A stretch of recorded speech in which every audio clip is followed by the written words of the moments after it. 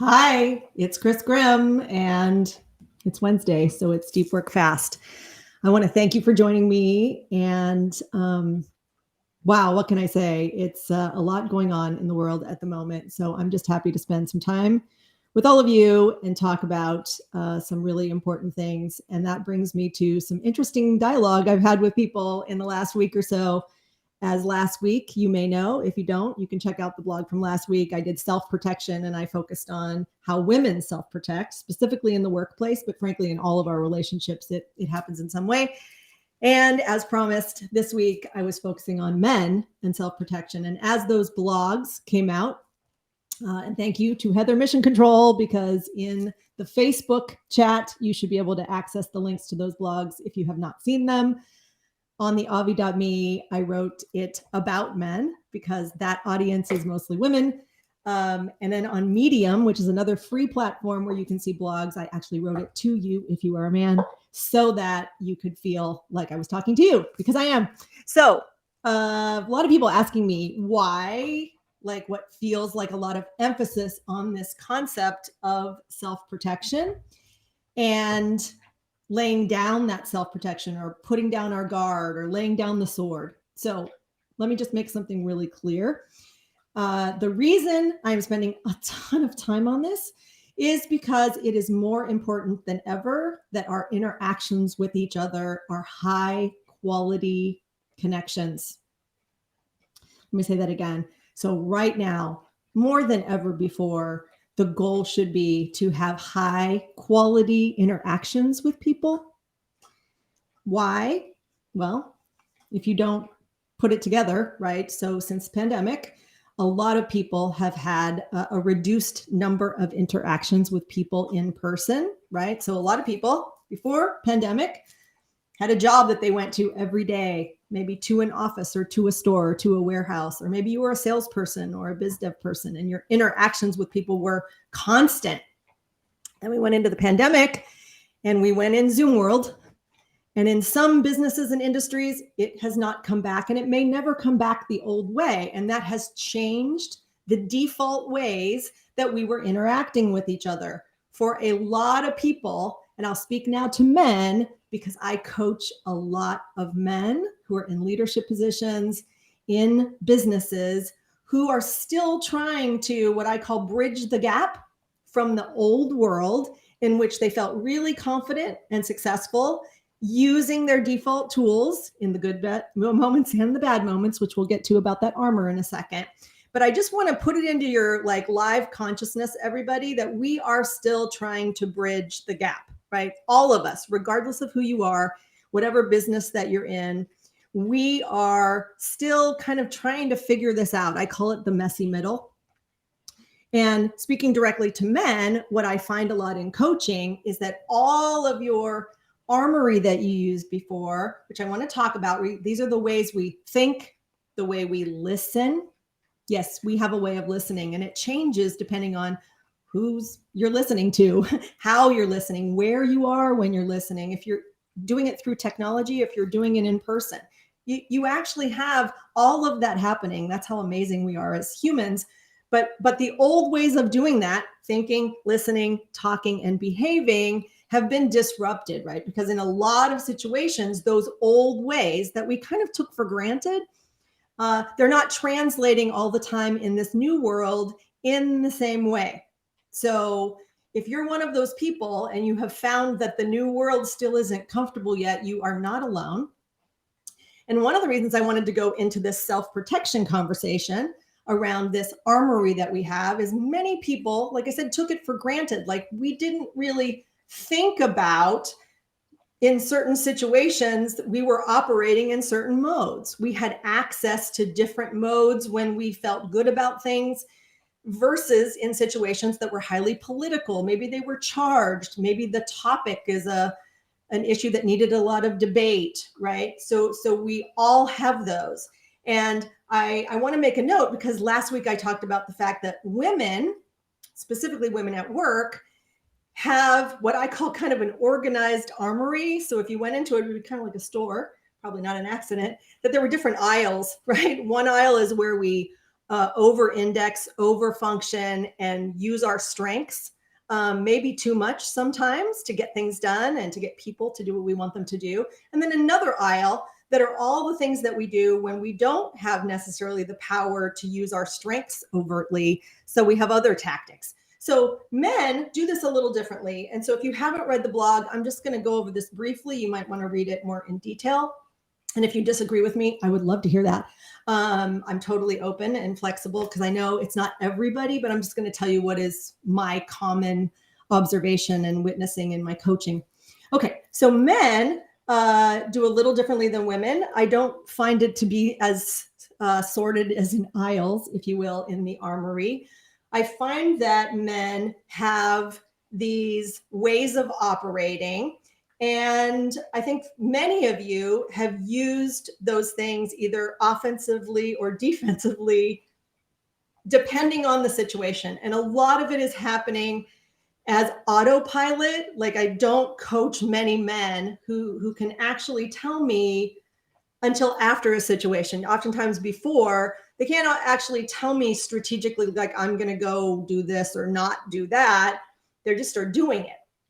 Now, there's some really good reasons for that. And it's part of why I'm talking about this, because the landscape, specifically at work, is changing. And so a lot of those autopilot or default ways of functioning, they're probably not getting you the results in the same way. Sometimes they're probably not working at all anymore. And so that's why when I'm coaching people, I'm hearing about the struggle and kind of like, how do I do this now? So a few of those things, again, click on the link of the blog if you want to go through my whole list. Like one example is that most men, and by the way, a lot of our systems were built by men, right? Our corporate systems, our government, et cetera, for a very long time were built by men and run by men. And so a lot of masculine characteristics are built in this. And so the behavior for all of you as men, there was kind of unwritten and written rules. We came into the workplace later, as you know, and we had to kind of learn how to play by those rules. Topic for another day. Back to the men. So all of those kind of defaults in the way you function are built in for you, gentlemen. An example, like most men are socialized in how to function in a pack or on a team. I'm making a triangle here because the traditional hierarchy is built on masculine or what are called patriarchal principles. I'm not complaining about it, by the way. And I've been very successful at navigating that for a long time and helping you all be successful in those environments. And so when I say that you have written and unwritten rules, what I mean is that you know how to behave when you're not the alpha dog, and you know how to behave when you are. And so one of the things in your armory is what I call deference. It's when men naturally know, okay, I'm going into this meeting and the CEO is going to be there. Well, I'm not the alpha dog in this situation. So I'm going to defer to my boss or to my boss's boss. Like, this isn't my decision to make, even though myself, my team might own the relationship with that customer, or might have to actually execute the outcome of the decision being made, right? So when I said earlier, some of these things can be used offense or defense, right? You all have an autopilot way of analyzing the situation and deciding when is it time for me to defer and when is it time for me not to do that. Again, old world, traditional hierarchy, there's a set of rules, unwritten and written, and you all know what to do. And when you violate those rules, you also know how to respond. Now, the reason I'm saying that's a great example is because in the new world, what seems to be changing, and let me just define new world for you because I'm seeing it in most of our clients. There is a need to collaborate more. Right? So we're working on teams, sometimes cross-functional teams, and the hierarchy isn't always in complete control at the moment. There's a lot of need for extra conversations with people, maybe on Zoom, and maybe with people that you've never met in person, and maybe you will never meet in person. So you can't reach down into that armory of tools because you might not have trusting relationships with people.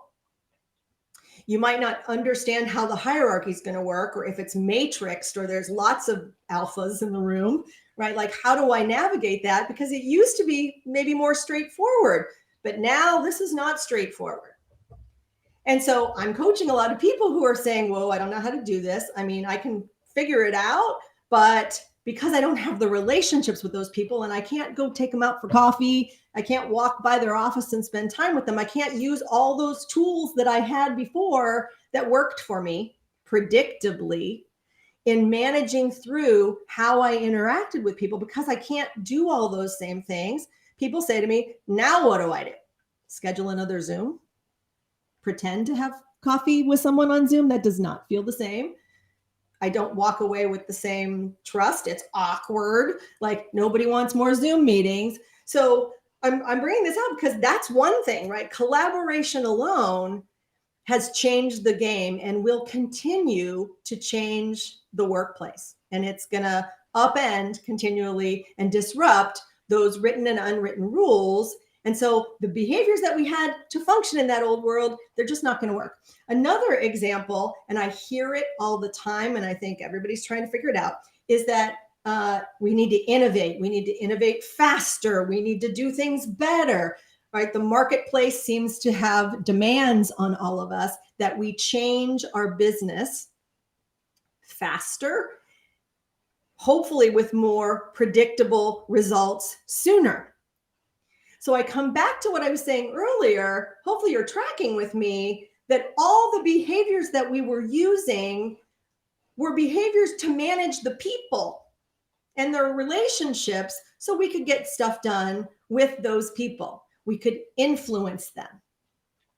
And like, this innovation thing is a great example. If your business is changing really, really fast and you want to be relevant, you want to be important, you want to be invited to all the meetings that matter, well, the relationship game has to still be forefront for you. And now you're going to have to learn some new ways to connect with people. Like I said, quality of interaction is more important than ever. Why? Because you probably are having less interactions with people, more technology-enabled interaction with people. Even in dating, by the way, guys, like, I talk to people all day, every day. I'm hearing also like stories that my brain, technology is now in the middle of every relationship in lots of ways. And it is requiring a few things that require us to, like I said, be aware of what you have in your armory and what autopilot responses you're having in good and bad situations, or potentially bad situations.